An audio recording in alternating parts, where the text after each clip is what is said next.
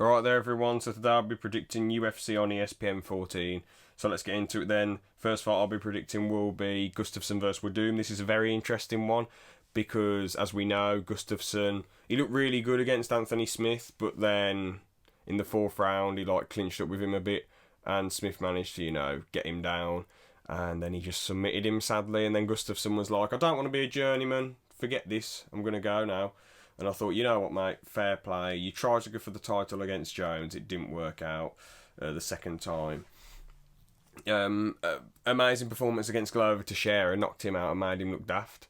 That was an amazing KO. That was just phenomenal boxing.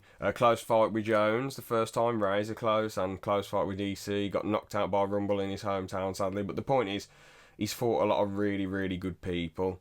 And he knew that he'd taken his shots in light heavyweight. He tried to go for the title a few times and he just came up short, sadly, and he just didn't want to be a journeyman, and that is absolutely fair and understandable. And if he had come back and went to light heavyweight, I would have been like, I'm a bit annoyed. That's how I would have felt, because it's like, you should just retire, get out of this now. But as he's come up to heavyweight, I mean, he won't have to cut any weight, welterweight, which is great. He can probably put on some weight so he can get more power with his boxing.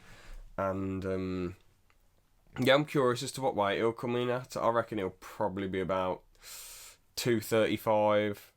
Let's go for 235 at the weigh-in. That's what I reckon he'll be. But yeah.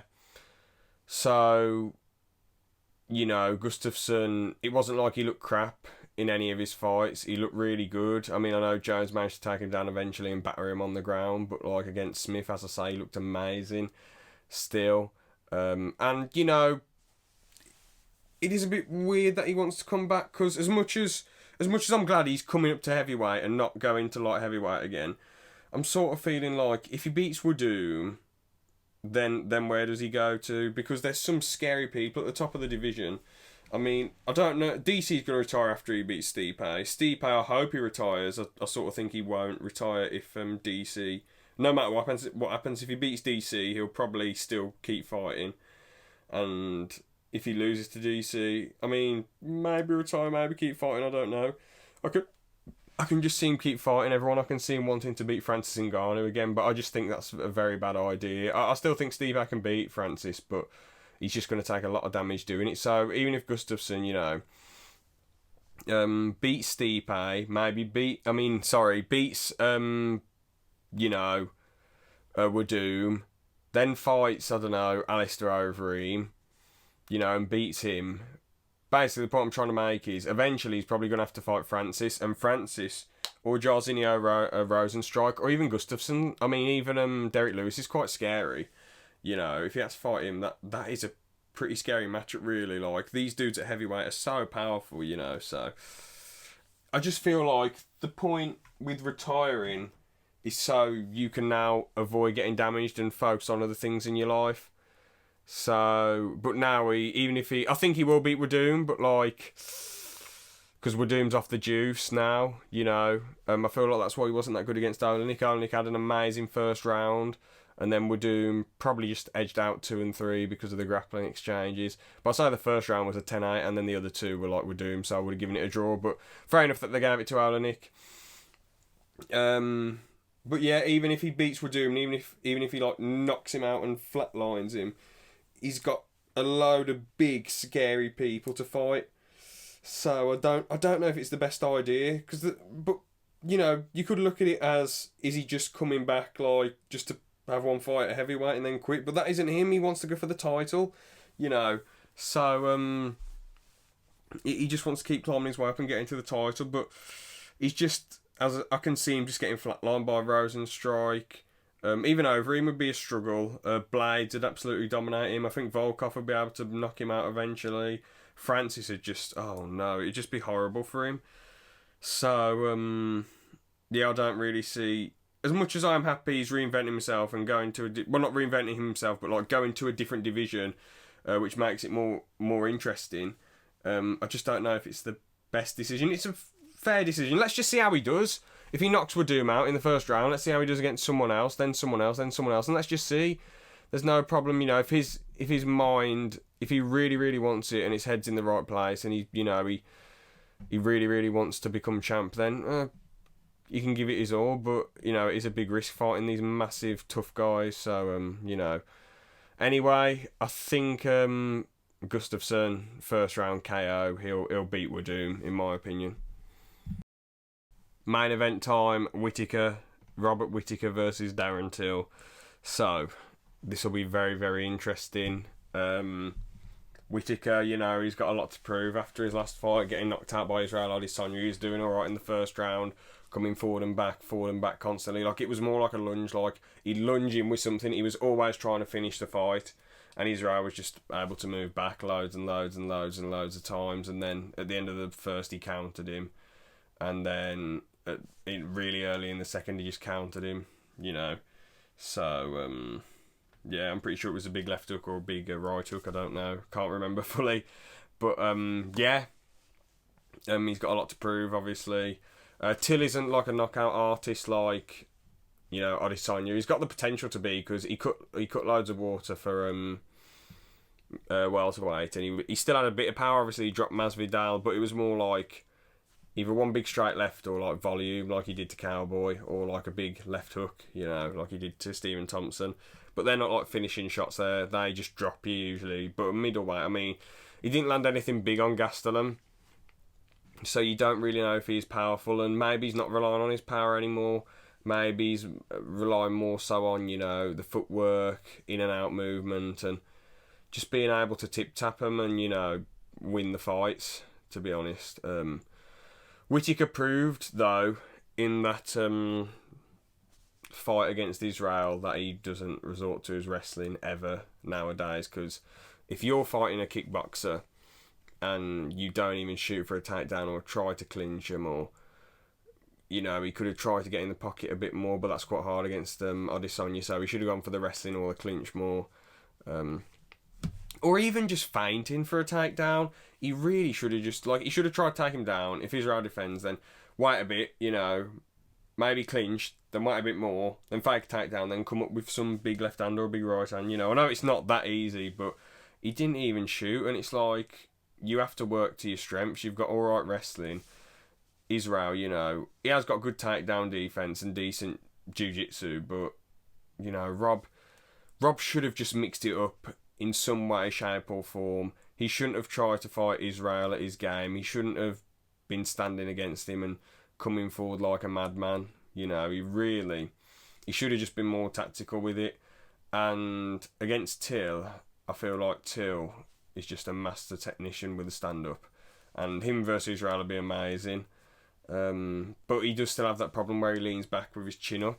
He did do that in the Gastelum fight, and he was just out the way. And obviously Gastelum's a lot smaller, but Gastelum couldn't land the big shots on him. So can Whittaker land the big shots? It's possible, but I sort of feel like Till will just be able to move out the way and do what he can do. Because at the end of the day, when Whittaker got clip loads in the Romero fight, well, the second fight, he got really hurt, and he got, you know, dropped brutally twice in the Israel Adesanya fight. So I do think Till will just get a decision win, to be honest with you. I think Till's got this in the bag. Yeah, Till, 5 rounds, unanimous decision. I mean, you know, it is possible that Whittaker could clip him, because Till still leans back with his chin in the air, but, you know, Whittaker, he's powerful, but he isn't, you know, like, he's not like Romero, he's not like Costa, you know, he won't be able to pull it off, I feel. I wouldn't be surprised if he clipped him, because Till keeps his chin down, but I just think Till will be the technician, he'll be the smarter fighter, and he'll be able to beat him. So, yeah, Till, 5 round, unanimous decision. Let's look at the other fights then. Shogun Rua versus Nogueira. I mean, Shogun Rua already beat him already, and both these guys are a lot older now. I know Shogun hasn't really done the best in his most recent fights. I know he beat Tyson Pedro, which was decent. You know, he beat John Volante, had a close fight with Corey Anderson. But obviously he got knocked out by Anthony Smith, which honestly was a bit of a shocker. I thought Shogun would have done it, because he was on a 3-fight winning streak. And against Paul Craig was really, really close. It just seemed like Craig wasn't really utilising the opportunities he had when he was hitting him, or all Shogun who did was put his hands up, and Craig was just being a headhunter, and he had a lot of volume and did well, but like I'm thinking, the body's totally open to be hit. Why are you just going for the head? He's just going to pretty much defend all those shots, mate. What are you doing? What are you doing? But obviously it's all easier said than done, isn't it? Really raised a close fight there. But yeah, I'll beat Nogueira. I mean, Shogun's like 38, Nogueira's like 44. So, yeah, you know, no, I think Shogun's got this in the bag. Second round TKO, I reckon. You know, he's still half decent just because he lost to Smith, you know, doesn't mean that he can't beat certain people. Especially someone he's already beat before. So I think, yeah, Shogun, second round TKO. Who else is on the fight? On the fight card? Carlos Esparza versus Marina Rodriguez. Ooh. I'm going to go for Esparza. I know it's a bit of a weird pick, but I just feel like she'll be able to pull it off. Paul Craig will win his fight, or Sabata versus Oliveira. Sabata's quite skilled, but Oliveira's just such a tough guy. I mean, remember when he had that massive gash in his head from Gunnar Nelson? But again, Sabata got really out grappled by Leon Edwards in the first round. I'm not knocking Leon Edwards grappling, by the way, but yeah.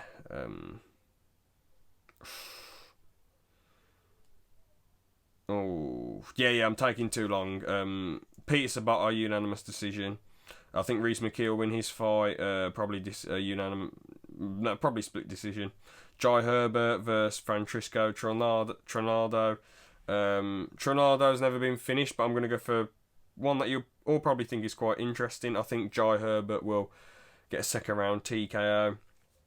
I know quite a bit about Jai. You know, he's been training throughout the lockdown, not like in the gym, but you know, he's been hitting the bag a lot and he's been able to, you know, still do stuff. I'm sure Francisco might be able to as well, but Jai's just a beast, you know.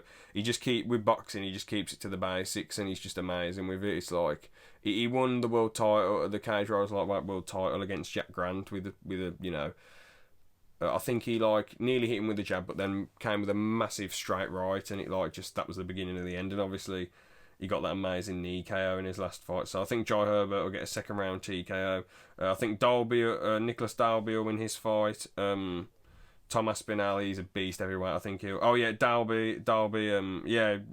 Split decision win. Tom Aspinall, first round TKO.